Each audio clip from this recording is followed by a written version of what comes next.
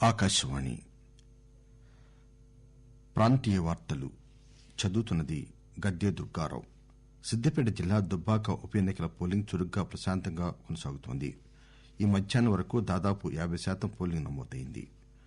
Covid positive ఉన్నవారు సాయంత్రం 4 గంటల తర్వాత పోలింగ్ కేంద్రాలకు వచ్చి పీపీఈ కిట్ వేసుకుని ఓటు వేసేలా చర్యలు చేపట్టారు. తెలంగాణలో కోవిడ్ రికవరీల రేటు 92.12% స్థిరంగా కొనసాగుతోంది. పెన్షనర్లు లైఫ్ సర్టిఫికెట్లు అందజేసేందుకు పీఎఫ్ కార్యాలయాలకు రావద్దని బ్యాంకులు, పోస్టాఫీసులు, కామన్ సర్వీసెస్ సెంటర్లు, మీ సేవా కేంద్రాల వద్ద అందజేయవచ్చని ఈపీఎఫ్ఓ సూచించింది. కోవిడ్ మహమ్మారిపై దేశం పోరాడుతున్న తరుణంలో ముందు జాగ్రత్త చర్యలు పాటిద్దాం. కోవిడ్ నుంచి సురక్షితంగా ఉండడానికి 3 సూత్రాలు. మాస్క్ ధరిద్దాం, 2 గజాల భౌతిక దూరం పాటిద్దాం, ముఖం, చేతుల శుభ్రతపై దృష్టి పెడదాం. ఇప్పుడు వార్తలు వివరంగా. సిద్దిపేట జిల్లా దుబ్బాక ఉప ఎన్నికల పోలింగ్ చురుగ్గా ప్రశాంతంగా కొనసాగుతోంది. ఈ మధ్యాహ్నం వరకు దాదాపు 50% పోలింగ్ నమోదైంది. ఉదయం 7 గంటలకు ప్రారంభమైన పోలింగ్ సాయంత్రం 6 గంటల వరకు కొనసాగుతున్నది. దుబ్బాక మండలం రామక్కపేట, దుంపలపల్లి గ్రామాల్లో ఈవీఎంలు కొద్దిసేపు మొరాయించాయి. దాంతో ఎన్నికల అధికారులు ఈవీఎంలు సరిచేసి పోలింగ్ ప్రారంభించారు. దుబ్బాక నియోజకవర్గంలోని 7 మండలాల్లో దాదాపుగా గ్రామీణ ప్రాంతాలు ఎక్కువగా ఉన్నాయి. ఉదయం 7 గంటల నుంచి ఓటర్లు పోలింగ్ కేంద్రాల్లో బారులు తీరారు. కోవిడ్ నేపథ్యంలో జిల్లా ఎన్నికల అధికారులు పోలింగ్ కేంద్రాల్లో ఓటర్లు సామాజిక దూరం పాటించేలా అన్ని చర్యలు తీసుకున్నారు. పోలింగ్ సరళిని పర్యవేక్షిస్తున్న జిల్లా కలెక్టర్ భారతి హోలీకేరి ఆకాశవాణితో మాట్లాడుతూ, మార్నింగ్ నుంచి కూడా అన్ని పోలింగ్ స్టేషన్స్ లో పీస్ఫుల్ గా జరుగుతుంది. పెద్ద సంఖ్యలో కూడా ఓటర్స్ కూడా వచ్చి పోలింగ్ రైట్స్ అన్ని కూడా వాళ్ళు వినియోగించుకుంటున్నారు. Siddipet police commissioner Joel Davis, ఎన్నికల ప్రత్యేక పరిశీలకులు శ్యామల ఇక్బాల్ కూడా నియోజకవర్గంలోని అన్ని పోలింగ్ కేంద్రాలను సందర్శించి పోలింగ్ ప్రశాంతంగా జరిగేలా ఆదేశాలిస్తున్నారు. పోలీస్ కమిషనర్ జోయల్ డేవిస్ ఆకాశవాణితో మాట్లాడుతూ, ఎన్నికలు చాలా ప్రశాంతంగా జరుగుతున్నాయి. అన్ని ఏర్పాట్లు కూడా చాలా పకడ్బందీగా జిల్లా యంత్రాంగం తరపు నుంచి చేయడం జరిగింది. ఎక్కువ పోలీస్ ఫోర్స్ డిప్లాయ్ చేసి ఎలాంటి అన్యూ ఇన్ఫ్లుయెన్స్ లేకుండా ప్రజలు భయభ్రాంతాలకు గురి అవ్వకుండా స్వేచ్ఛగా ఓటేయడానికి అన్ని ఫెసిలిటేట్ చేయడం జరుగుతుంది. నార్సింగు, చేగుంట మండలాల్లో పర్యటించిన మెదక్ జిల్లా కలెక్టర్ హనుమంతరావు ఆకాశవాణితో మాట్లాడుతూ, దుబ్బాక నియోజకవర్గానికి సంబంధించినటువంటి చేగుంట, నార్సింగ్ మండలాల్లో పోలింగ్ చాలా ప్రశాంతంగా జరుగుతుంది. దాదాపు 12 గంటలకే పోలింగ్ పర్సెంటేజ్ 40% దాటినటువంటి పరిస్థితి ఉంది. నియమావళికి అనుగుణంగా స్వేచ్ఛగా నిర్భయంగా వారు వచ్చేసి ఓటు వేసుకుంటున్నారు. పోలింగ్ సిబ్బందికి ఎట్టి పరిస్థితుల్లో ఏ విధమైనటువంటి అసౌకర్యం కలగకుండా చూసుకోవడమే కాకుండా వచ్చిన వాళ్ళకి కోవిడ్ నిబంధనల ప్రకారంగా ఫిజికల్ డిస్టెన్స్ పాటిస్తూ ఓటర్లందరూ కూడా స్వేచ్ఛగా నిర్భీతిగా ఓటు వేసుకోవడానికి తరలి వస్తున్నారు. పోలింగ్ కేంద్రాల వద్ద స్థానికంగా ఉన్న ప్రాథమిక ఆరోగ్య కేంద్రం సిబ్బంది ఆధ్వర్యంలో ఏఎస్ఎం, ఆశా కార్యకర్తలు ఓటర్లకు థర్మల్ స్క్రీనింగ్ చేస్తూ శానిటైజర్ అందుబాటులో ఉంచారు. మాస్కులు లేని వారికి మాస్కులు అందిస్తున్నారు. ప్రతి ఓటర్ కి గ్లౌజులు అందిస్తున్నారు. ఓటర్లకు ఎవరికైనా జ్వరం ఉంటే వారిని గుర్తించి వారికి మందులిచ్చి తిరిగి 4 గంటల తర్వాత వచ్చి ఓటు హక్కు వినియోగించుకోవాలని సూచిస్తున్నారు. కోవిడ్ పాజిటివ్ ఉన్న వారి కోసం సాయంత్రం 4 గంటల తర్వాత పోలింగ్ కేంద్రాలకు వచ్చి పీపీఈ కిట్ వేసుకుని ఓటు వేసేలా చర్యలు చేపట్టారు. దుబ్బాక ఉప ఎన్నికలో పోటీ చేస్తున్న బీజేపీ అభ్యర్థి రఘునందన్ రావు దుబ్బాక మండలం బొప్పాపూర్లో ఓటు హక్కు వినియోగించుకున్నారు. టీఆర్ఎస్ అభ్యర్థి సోలిపేట సుజాత దుబ్బాక మండలం చిట్టాపూర్ గ్రామంలో ఓటు హక్కు వినియోగించుకున్నారు. కాంగ్రెస్ అభ్యర్థి చెరుకు శ్రీనివాసరెడ్డి తుగటలో ఓటు హక్కు వినియోగించుకున్నారు. ఆకాశవాణి ప్రాంతీయ వార్తలు వింటున్నారు. తెలంగాణలో కోవిడ్ రికవరీ రేటు 92.12% స్థిరంగా కొనసాగుతోంది. కోవిడ్ నుంచి నిన్న మరో 1421 మంది కోలుకోగా ఇంతవరకు కోలుకున్న వారి సంఖ్య 2,23,413కి పెరిగింది.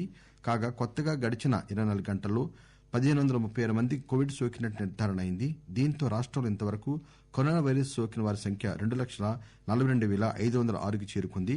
ప్రస్తుతం రాష్టంలో 17,742 యాక్టివ్ కేసులున్నాయి. వీరిలో 14,915 మంది హోం ఐసోలేషన్ లో ఉన్నారు. నిన్న మరో 3 మరణించడంతో రాష్టంలో కోవిడ్ ఇతర సమస్యలతో మరణించిన వారి సంఖ్య 1,351గా నమోదైంది. జీహెచ్ఎంసీ పరిధిలో 281 కరోనా పాజిటివ్ కేసులు నమోదయ్యాయి.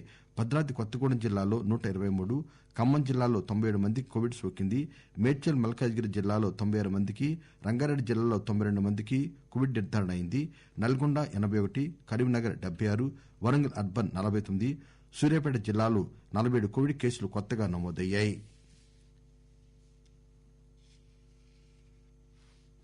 కరోనా బారిన పడి కోలుకున్న ఖమ్మం జిల్లా వైరాకు చెందిన కుమార్ ఆకాశవాణితో మాట్లాడుతూ, నా పేరు కుమారుని, మాది వైరా. బయట తిరగనప్పటికీ వైరస్ సోకింది. ప్రభుత్వ వైద్యులు ఇచ్చిన మందులు వాడుతూ ఇంట్లోనే ఉన్నాను. ప్రస్తుతం ఇంటి నుంచి ఆన్లైన్ ద్వారా ఉద్యోగం చేస్తున్నాను. వైరస్ బారిన పడిన వారు కూడా ఎటువంటి భయాందోళన చెందకుండా వైద్యులు ఇచ్చిన సూచనలు, సలహాలను తప్పకుండా పాటించాలి.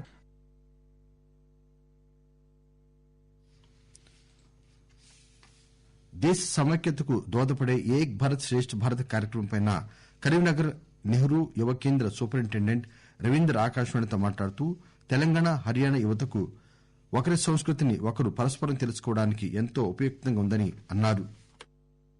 నా పేరు బి రవీందర్. హర్యానా, తెలంగాణ రాష్ట్రాలను ఎంపిక చేసుకోవడం జరిగింది. మరి హర్యానా యూత్ ను ఇక్కడికి పంపించడము, మరి తెలంగాణ యూత్ ను హర్యానాకు పంపించడము, ఉన్నటువంటి సంస్కృతి సాంప్రదాయాలను, ఇక్కడ ఉన్నటువంటి భాష, ఇవన్నీ కూడా వాళ్ళు నేర్చుకుని అందరూ కూడా కలిసిమెలిసి జీవించాలనే ఉద్దేశంతో మరి ఏక్ భారత్ శ్రేష్ఠ భారత్ కార్యక్రమాన్ని ప్రారంభించడం జరిగింది. ఈపీఎఫ్ఓ పెన్షనర్లు లైఫ్ సర్టిఫికెట్లు అందజేసేందుకు పీఎఫ్ కార్యాలయాలకు రావద్దని బ్యాంకులు, పోస్టాఫీసులు, కామన్ సర్వీసెస్ సెంటర్లు, మీ సేవా కేంద్రాల వద్ద అందజేయవచ్చని ఎంప్లాయీస్ ప్రావిడెంట్ ఫండ్ ఆర్గనైజేషన్ పేర్కొంది. లేదా ఆధార్తో కూడుకున్న బయోమెట్రిక్ డిజిటల్ లైఫ్ సర్టిఫికెట్ ను సమర్పించవచ్చని ఈపీఎఫ్ఓ తెలిపింది. డిజిటల్ జీవన్ ప్రమాణ్ సమర్పణకు అవసరమైన చర్యల కోసం కామన్ సర్వీసెస్ సెంటర్తో కలిసి పనిచేస్తున్నట్లు ఈపీఎఫ్ఓ వివరించింది. నిజామాబాద్ జిల్లాలో ఎంపీ లాడ్స్ పనులు, రైతు వేదికలపై జిల్లా పంచాయతీరాజ్ అధికారులతో జిల్లా collector Narayana Reddy video conference నిర్వహించారు. 3 నెలల్లో రైతు వేదికల నిర్మాణ పనులు చాలా వరకు పూర్తయ్యాయని, ఎక్కడైనా ప్లాస్టరింగ్, కలర్, ఫ్లోరింగ్ వంటివి పెండింగ్ లో ఉంటే వాటిని కూడా ఈ నెల 6వ తేదీకల్లా పూర్తి చేయాలని ఆదేశించారు. ఖమ్మం జిల్లాలో అభివృద్ది పనులను ప్రాధాన్యతా క్రమంలో త్వరితగతిన పూర్తి చేయాలని జిల్లా కలెక్టర్ ఆదేశించారు. ప్రభుత్వం చేపట్టిన వివిధ పనులపై జిల్లా అధికారులు, మండల స్పెషల్ ఆఫీసర్లతో ఆయన సమావేశం నిర్వహించారు. మండల ప్రత్యేక అధికారులు ప్రతి మంగళ, శుక్రవారం రోజులు క్షేత్రస్థాయిలో పర్యటించి మండల, గ్రామ స్థాయిలో జరుగుతున్న ప్రభుత్వ ప్రాధాన్యత పనులను పూర్తి చేయాలని ఆదేశించారు. వయోలిన్ విద్వాంసులు, పద్మ అవార్డు గ్రహీత టిఎస్ కృష్ణన్ చెన్నైలో కన్నుమూశారు. ఆయన వయసు 92 సంవత్సరాలు. 1926 అక్టోబర్ 6న కేరళలో జన్మించిన కృష్ణన్ అనంతరం చెన్నైలో స్థిరపడ్డారు. పద్మభూషణ్, పద్మ విభూషణ్, సంగీత కళానిధి వంటి ప్రతిష్టాత్మక పురస్కారాలు ఆయన కైవసం చేసుకున్నారు. వేలాది సంగీత కార్యక్రమాల్లో ప్రదర్శన చేశారు. నల్గొండ జిల్లా మిర్యాలగూడ మండలం అవంతిపురం మార్కెట్ యార్డు ఎదుట రైతులు ధర్నాకు దిగారు. మిల్లర్లు సన్న రకాల ధాన్యాన్ని మద్దతు ధరకు కొనుగోలు చేయడం లేదని కోదాడ జడ్చర్ల రహదారిపై రాస్తారోకో నిర్వహించారు. ప్రభుత్వం ధాన్యం కొనుగోలు కేంద్రాలను ఏర్పాటు చేయకపోవడం వల్ల మిల్లర్లు ఇష్టారాజ్యంగా వ్యవహరిస్తున్నారని, అధికారులు స్పందించి తాము పండించిన పంటకు మద్దతు ధర చెల్లించి ధాన్యం కొనుగోలు చేయాలని రైతులు కోరారు. ముఖ్యాంశాలు మరొకసారి. సిద్దిపేట జిల్లా దుబ్బాక ఉప ఎన్నికల పోలింగ్ చురుగ్గా, ప్రశాంతంగా కొనసాగుతోంది. ఈ మధ్యాహ్నం వరకు దాదాపు 50% పోలింగ్ నమోదైంది. కోవిడ్ పాజిటివ్ ఉన్నవారు సాయంత్రం 4 గంటల తర్వాత పోలింగ్ కేంద్రాలకు వచ్చి పీపీఈ కిట్ వేసుకుని ఓటు వేసేలా చర్యలు చేపట్టారు. తెలంగాణలో కోవిడ్ రికవరీల రేటు 92.12% స్థిరంగా కొనసాగుతోంది. పెన్షనర్లు లైఫ్ సర్టిఫికెట్లు అందజేసేందుకు పీఎఫ్ కార్యాలయాలకు రావద్దని బ్యాంకులు, పోస్టాఫీసులు, కామన్ సర్వీసెస్ సెంటర్లు, మీ సేవా కేంద్రాల వద్ద అందజేయవచ్చని ఈపీఎఫ్ఓ సూచించింది. ఆకాశవాణి ప్రాంతీయ వార్తలు ఇంతటితో సమాప్తం.